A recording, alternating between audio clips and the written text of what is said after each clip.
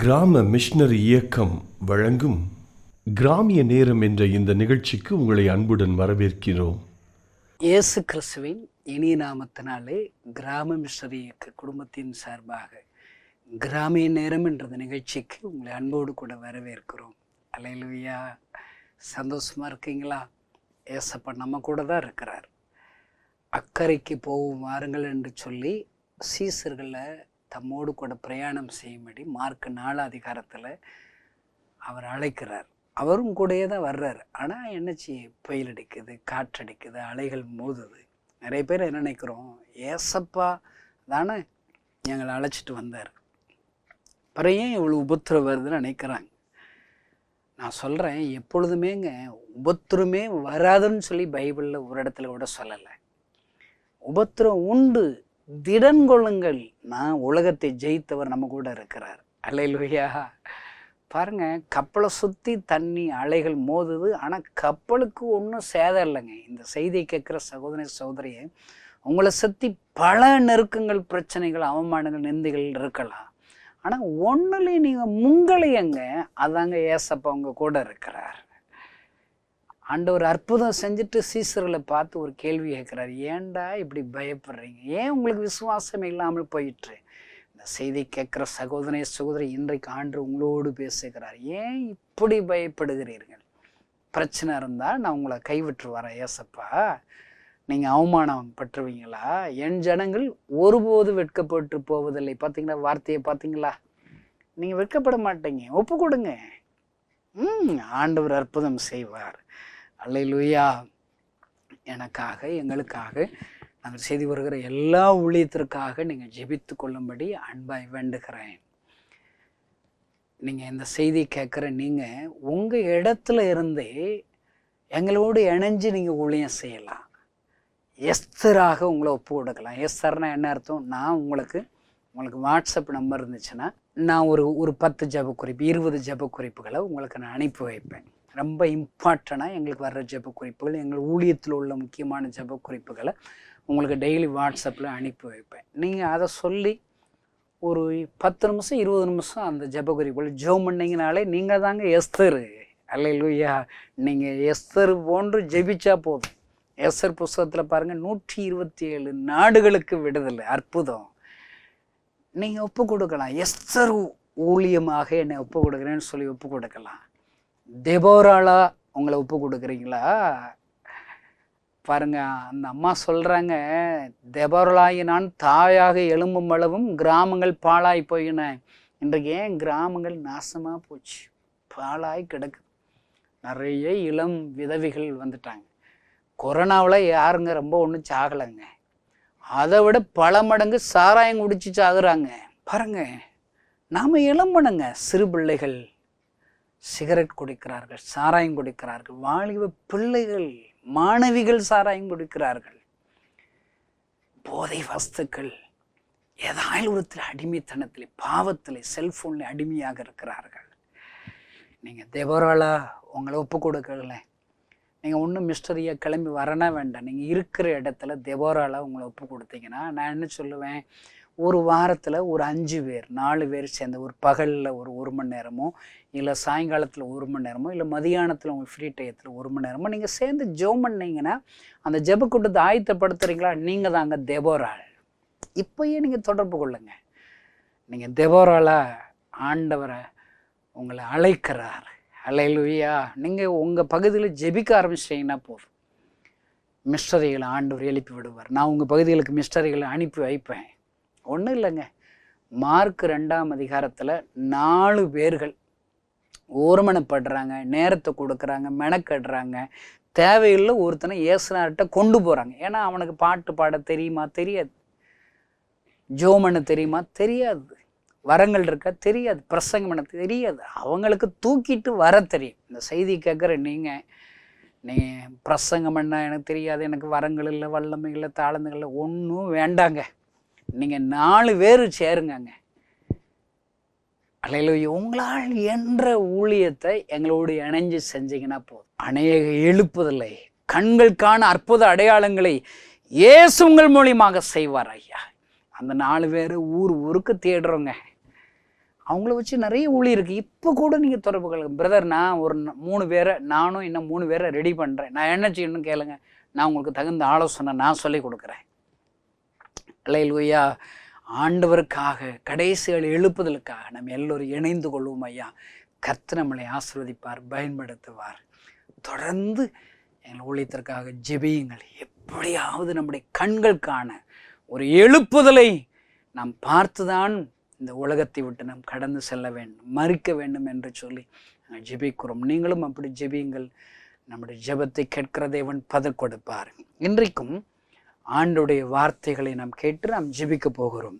உங்களுக்காக நான் ஜெபித்த போது ஆண்டவர் எனக்கு வேதாகம பகுதி எனக்கு காண்பித்து கொடுத்தார். உங்களுக்காக நான் காண்பித்து கொடுக்கிறேன். நியாயாதிபதிகள் 12ஆம் அதிகாரம் 29வது வசனம். அல்லேலூயா. அப்பொழுது கர்த்தருடைய ஆவி எப்தாவின் மேல் இறங்கினார். அல்லேலூயா. இது என்ன ரொம்ப தொட்டுச்சுங்க. எப்தாங்கிற ஒருத்தன் மேலே ஆண்டவருடைய வல்லமை இறங்குது, பரிசுத்த ஆவியான இறங்குது. அதனால் ரிசல்ட் என்ன தெரியுமாங்க? நீங்கள் அப்படியே பின்னாடி வாசிக்கிட்டே வந்தால் 33வது வசனத்தில், அவன் அவர்களை ஆரோவேர் துவங்கி மின்னித்திற்கு போக மட்டும் திராட்சை தோட்டத்து நிலங்கள் வரைக்கும் மகா சங்காரமாய் முறியடித்து 20 பட்டணங்களை பிடித்தான். இப்படி அம்மோன் புத்திரர் இஸ்ரவேல் புத்திரருக்கு முன்பாக தாழ்த்தப்பட்டார்கள். ஐயோ, பரிசுத்த ஆவியானவர் எப்தாவின் மேலே இறங்குறாரு. 20 பட்டணம் ஆண்டவருக்கு சொந்தமாக மாறிடுச்சுங்க. 20 பட்டணத்தை பிடிக்கிறார்கள். எனக்கு ரொம்ப ஆச்சரியமாக இருக்குதுங்க. 20 சிட்டியா? ஒரு ஊழியக்காரனை எழுப்பி ஆளுக்கு ஒரு 5 கிராமத்தை தத்தெடுத்து நல்ல ஊழியம் செய்யுங்கப்பா, உங்களை ஆண்டவர் பயன்படுத்துவார், 5 கிராமத்தில் நீங்கள் சர்ச் உருவாக்குங்க. இப்படி நிறைய பேருக்கு நான் ட்ரைனிங் கொடுத்து பார்க்குறேங்க. எங்கெங்க ஊழியம் நடக்குது. ஊழியம் நடந்தாலும் இப்படிப்பட்ட ரிசல்ட்டுக்கு நான் இன்னைக்கு இல்லை. ஒருவேளை நான் நினைக்கிறேன் கர்த்தருடைய ஆவியானவர் ஊழியர்கள் மேலே இல்லையோ. இந்த செய்தி கேட்கிற சகோதர சகோதரியே, இன்னைக்கு நிறைய பேர் பரிசுத்த ஆவியானவர் வரங்களை பெறுவதற்கு பொழுதுபோக்குக்குன்னு நினைக்கிறாங்க. பரிசுத்த ஆவியான எதுக்கு பெறணும்? நம்ம வாட்டுக்கு போய் அந்நிய பாஷை பேசிக்கிட்டு இருக்க முடியும். எல்லாரும் சர்ச்சில் ஞாயிற்றுக்கிழமை பேசுவாங்க, நம்மளும் பேச வேண்டியதான். நல்லா ஞாபகம் வச்சுக்கோங்க. சர்ச்சில் மட்டும்தான் அந்நிய பாஷை பேசுகிற நிறைய கிறிஸ்தவங்களும் எனக்கு தெரியும். அது அங்கே மட்டும் பேசுறது இல்லை, உன்னுடைய தனி ஜபங்களில் ஆண்டவரோடு கூட நல்ல அந்நிய பாஷைகளோடு சேர்ந்து ஆவியில் நிறைஞ்சு ஜெபிக்கணும். அது உங்களுக்கு பக்தி விருத்தி. பரிசுத்தையாக உங்களோடு இருக்கும்போது பாவத்தை குறித்து நீதியை குறித்து உங்களுக்கு கண்டித்து உணர்த்து உங்களை சரிபடுத்துவார். ஒரு எழுப்புதல் வீரனாக உங்களை மாற்றுவார். எதற்காக பரிசுத்த ஆவியானவர் உங்கள் மேல் இருக்கிறார்? முதலாவது பெந்தகோஸ்தே நாளில் பரிசுத்த ஆவியானவர் பெற்ற அந்த சம்பவத்தை வாசித்து பாருங்கள். பரிசுத்த ஆவினால் நிரப்பப்பட்ட 120 பேர்கள் நிரப்பப்படுகிறார்கள், அந்நிய பாஷையில் நிரப்பப்படுகிறார்கள். அப்பொழுது பரிசுத்த ஆவியானவர் பெற்ற பேதுரு எழும்பி பிரசங்கிக்கிறான். ஏறக்குறைய 3000 பேர் ரட்சிக்கப்படுகிறார்கள். விளையாட்டு கிடையாதுங்க, பொழுதுபோக்கு கிடையாதுங்க. பரிசுத்த ஆவியானவர் எனக்கும் வரம் பெற்றுச்சுன்னு ஸ்டைலுக்கு சொல்றதுக்க பரிசுத்த ஆவியானவர் எதற்காக? எழுப்புதலுக்காக, நீங்களும் நான் பயன்பட வேண்டும் என்பதற்காக இந்த பரிசுத்த ஆவியினால் நம்மை நிரப்புகிறார் ஐயா. நான் நினைக்கிறேங்க, உங்களுக்கு பரிசுத்த ஆவியை நீங்கள் பெற்றுட்டீங்களாங்க, அதோட வேல்யூ உங்களுக்கு தெரியுமாங்க? அல்லேலூயா. அந்த வேல்யூ என்ன? ஆசீர்வாதமாக ஆத்மாக்களுக்கு உங்களை பயன்படுத்துவார். நீங்கள் ஜெபித்து நுகங்கள் முறிக்கப்படும். அபிஷேகம் பெற்ற ஒரு ஊழியக்காரன் ஜெபிக்கும் போது வியாதிகள் சுகமடையும். பிசாசின் பிடியுள்ள ஜனங்கள் விடுதலையாவார்கள் ஐயா, விடுவிக்கப்படுவார்கள். இதெல்லாம் நடக்குதாங்க. நான் சொல்கிறேங்க உங்களுக்கு, நீங்கள் இதை விரும்புங்க. இப்படிப்பட்ட அற்புத அடையாளங்களை ஆண்டவர் என்னை கொண்டு செய்யணும், அதுக்காக தான் என் மேலே பரிசுத்த ஆவியானவர் இருக்கிறாருன்னு சொல்லி நீங்கள் புரிஞ்சுக்கிட்டு செயல்படுங்கங்க. அல்லேலூயா.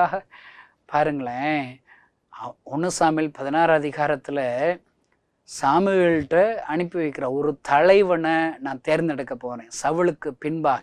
என்னைக்குங்க பழைய ஏற்பாட்டில் வாசித்த போது சவுல் தவறுனா தாவீதை எழுப்புறதுக்காக, இன்னொரு தலைவனை உருவாக்குறதுக்காக சாமுவேல் அனுப்புகிறார். இன்றைக்கு மட்டும் சாமுவேல் நம்ம ஊரில் இப்போ இருந்தாருன்னா சாமுவேல்கிட்ட டெய்லி பேசுவார்.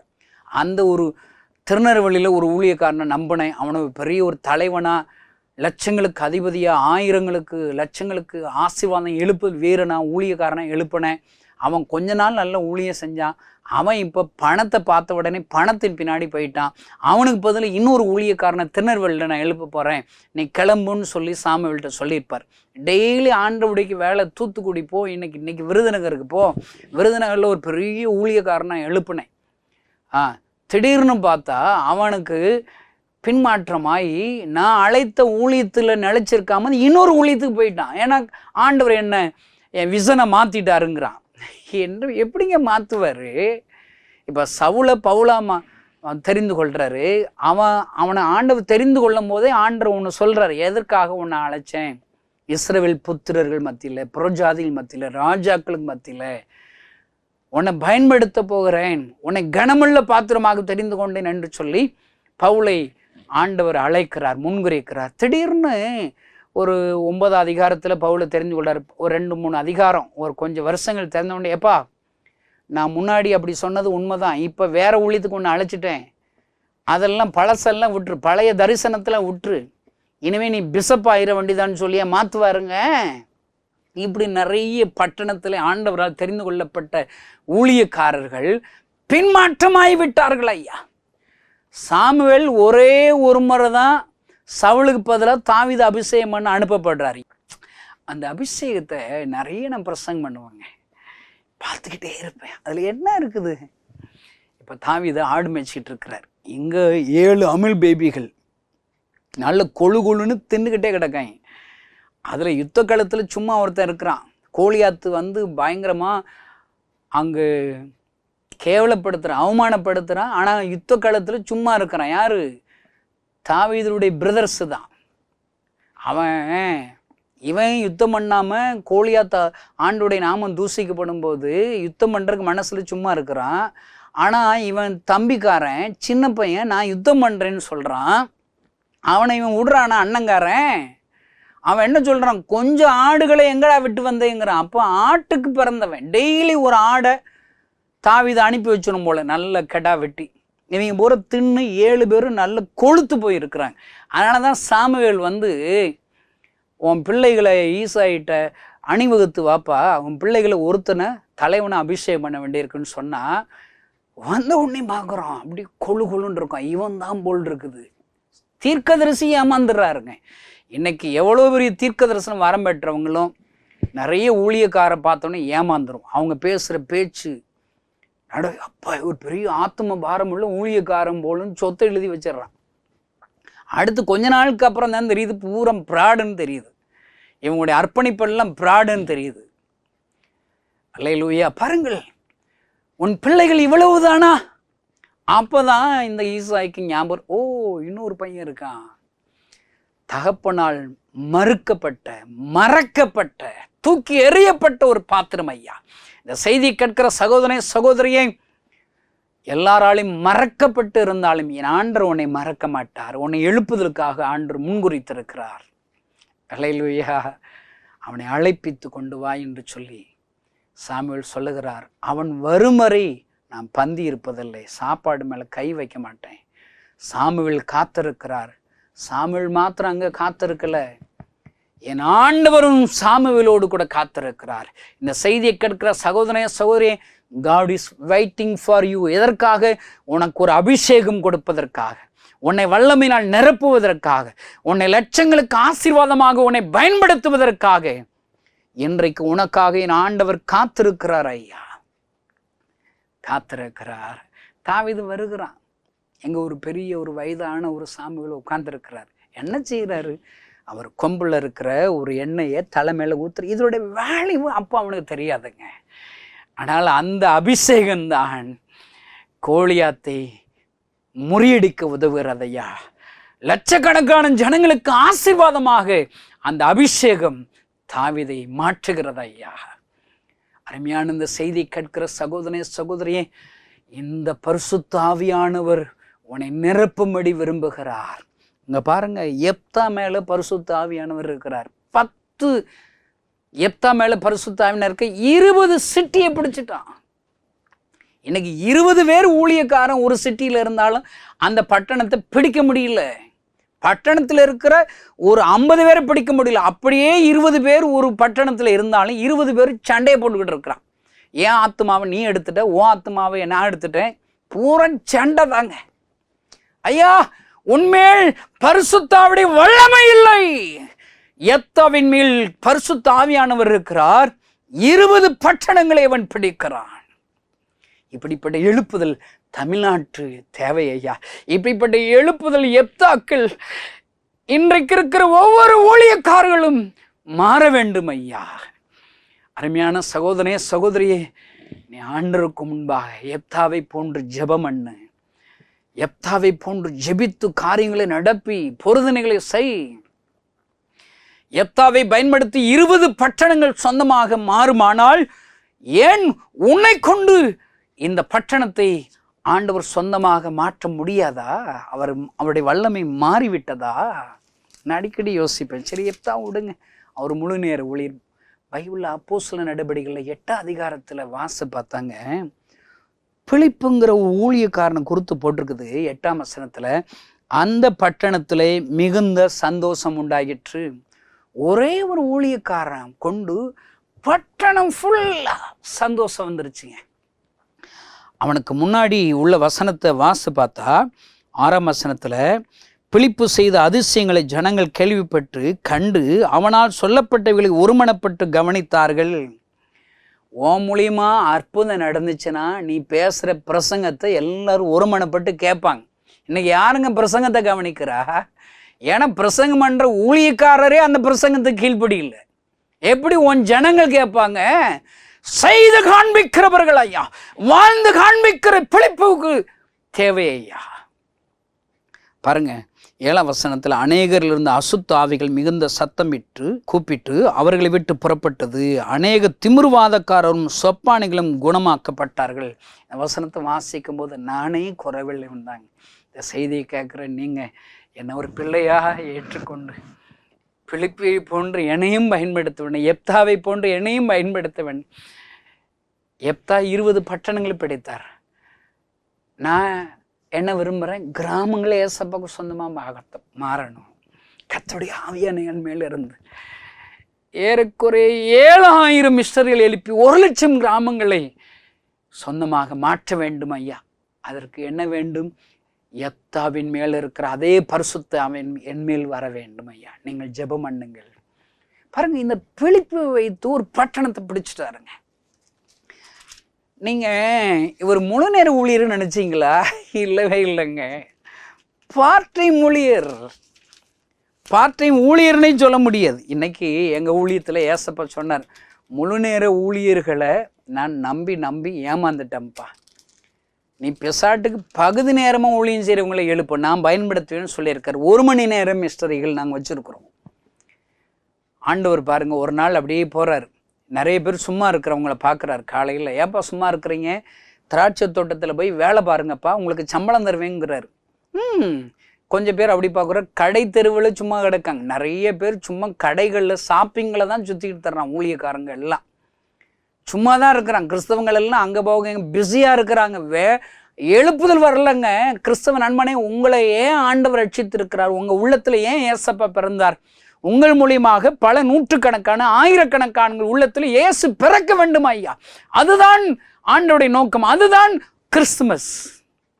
உங்களை பயன்படுத்தணும். நீங்கள் சும்மா சுற்றிக்கிட்டே இருக்காதீங்க. அங்கு கடை தெருவில் சும்மா இருக்கிறவங்கள பார்த்து, ஏன்பா அப்படி சும்மா இருக்கிறீங்க, பாருங்க வந்து வேலை பாருங்க, ஆனால் உங்களுக்கு சம்பளம் தர்றேங்கிறார்.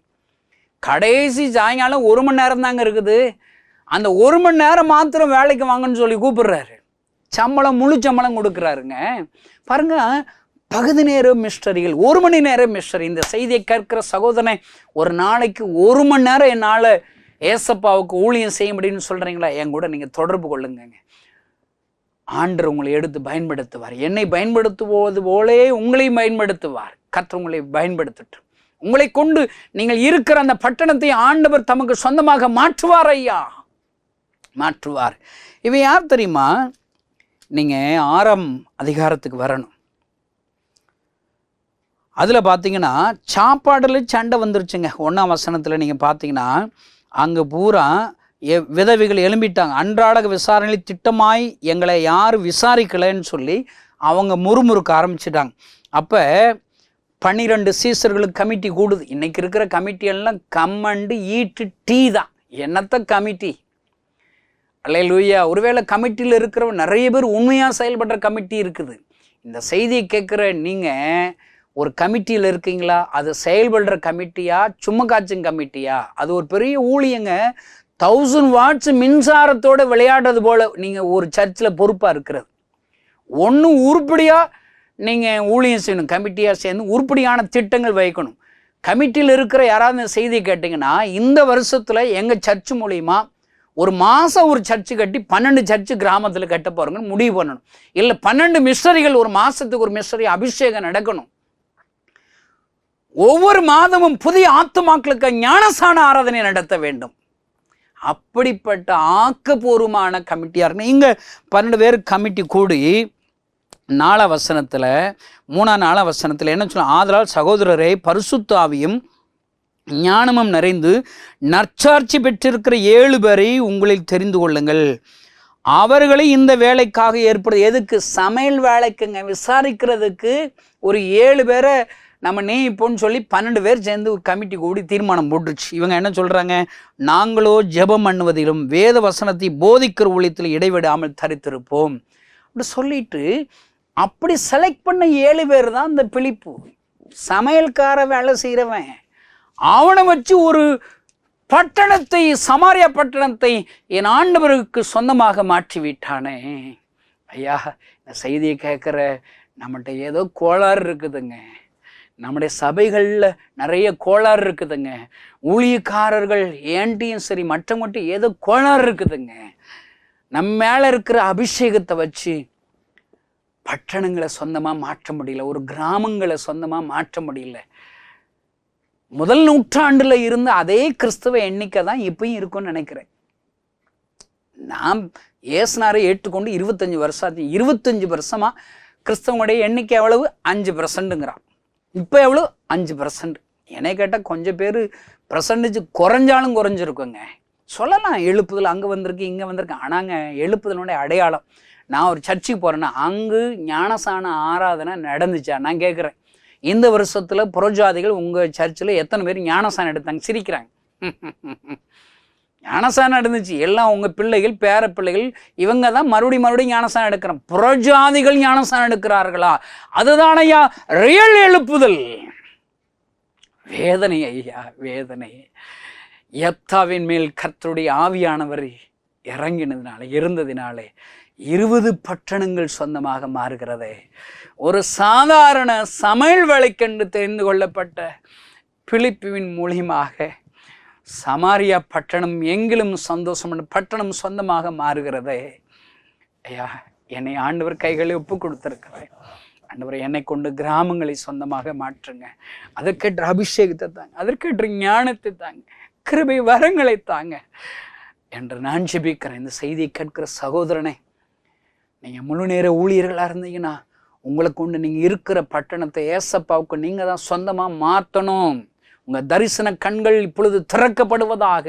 ஆண்டவரை கேளுங்க. சொல்லும் அடியன் கேட்கிறேன், நான் என்ன செய்யணும் ஆண்டவரை இந்த பட்டணத்தை உமக்கு சொந்தமாக மாற்றுவதற்கு, இங்கே இருக்கிற ஆயிரக்கணக்கான ஜனங்களை மண்டையில நடத்துவதற்கு நான் என்ன செய்ய வேண்டும்? என் ஆண்டவரிடத்தில் வாருங்கள் ஐயா, உங்களை தாழ்த்துங்கள் ஐயா.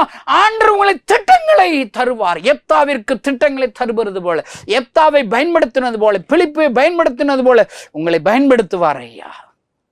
இது செயல்படுகிற காலங்கள், ஆண்டவருடைய அற்புதங்களை கண்களினால் ருசி பார்க்கிற காலங்கள் ஐயா. நம்மோடு கூட பரிசுத்த ஆவி இருக்கிறது உண்மையானால், அந்த பரிசுத்த ஆவியானவர் யெப்தாவை பயன்படுத்துவாரானால், பிலிப்பை பயன்படுத்துவாரானால் என்னையும் பயன்படுத்த மாட்டாரா? உங்களையும் பயன்படுத்த மாட்டாரா? அப்படிப்பட்ட எழுப்புதற்கென்று நம்மை அர்ப்பணிப்போம். கண்களை மூடி நாம் ஜெபிப்போமா? பரலோகத்தில் இருக்கிற எங்கள் அன்பு தகப்பனே, இந்த செய்தியை கேட்கிற ஒவ்வொருவருக்காக நான் ஜெபிக்கிறேன். யெப்தாவின் மேல் இருந்த அதே பரிசுத்த ஆவியானவர், பிலிப்பின் மீது இருந்த அதே பரிசுத்த ஆவியானவர் இந்த செய்தியை கற்கிற ஒவ்வொரு மேலும் இருப்பதற்காக ஸ்தோத்திரம். அப்படிப்பட்ட பரிசுத்த ஆவியுடைய வரங்களை பெறாதவர்கள் மீது உம்முடைய வல்லமை பரிசுத்த ஆவியுடைய வல்லமை இப்பொழுதே வரும்படி நான் ஜெபிக்கிறேன். எப்தாவை நிரப்பினது போல இவர்கள் ஒவ்வொருவரையும் நிரப்புவதாக உம்முடைய வல்லமை வருவதாக. 20 பட்டணங்கள் சொந்தமாக்கினது போல பிலிப்பு பகுதி நேர ஊழியக்காரர் கொண்டு ஒரு பட்டணம் சொந்தமாக ஆனது போல இந்த செய்தியை கற்கிற ஒவ்வொருவரையும் எடுத்து பயன்படுத்தி நிறைய பட்டணங்கள் உங்கள் சொந்தமாக மாறட்டும், கிராமங்கள் உங்கள் சொந்தமாக மாறட்டும், செயல்படுகிறவர்களாக மாற்றும். ஆசீர்வதிக்கிறேன் இயேசுவின் நாமத்தினால் பிதாவே. இந்த செய்தியின் மூலம் தேவன் உங்களோடு இடைப்பட்டிருப்பார் என்று விசுவாசிக்கிறோம். நீங்களும் எங்களோடு இணைந்து தேவனுடைய பணியில் தோள் கொடுக்க விரும்புகிறீர்களா? கீழ்க்கண்ட எங்கள் ஊழிய திட்டங்களுக்காக ஜெபிக்க முன்வரலாமே. தமிழ்நாடு மற்றும் பிற மாநிலங்களிலும் ஆலயம் கட்ட தேவையாயுள்ள 1000 கிராமங்களில் இடம் வாங்கி ஆலயம் கட்டப்பட ரூபாய் 5 லட்சமோ அல்லது அதில் ஒரு பகுதியையோ கொடுத்து ஆலயம் கட்டி கொடுப்போர் எழும்ப ஜெபியுங்கள். சூனேமியால் எலிசாவிற்கு ஒரு அறை வீட்டை கட்டி கொடுத்தது போல புதிய மிஷனரிகள் தங்கி பயிற்சி எடுப்பதற்கு ரூபாய் 2 லட்சம் கொடுத்து ஒரு மிஷனரி வீட்டை கட்டி கொடுப்போர் எழும்ப ஜெபியுங்கள்.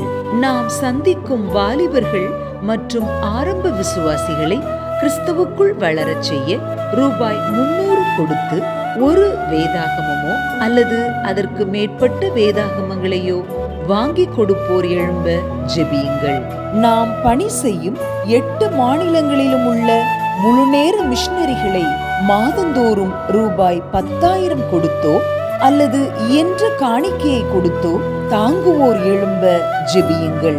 தமிழ்நாடு மற்றும் பிற மாநிலங்களிலும் துரிதமாக சுவிசேஷம் அறிவிக்கவும் பின்தொடர் பணிக்காகவும் சுவிசேஷ வாகனங்கள் வாங்கி கொடுப்போர் எழும்ப ஜெபியுங்கள். வருகிற கிறிஸ்துமஸ் தினத்திற்கு முன்பதாக தமிழ்நாடு முழுவதிலும் 25,000 கிராமங்களில் சுவிசேஷம் அறிவிக்க திட்டமிட்டு தீவிரமாக ஊழியம் செய்து வருகிறோம்.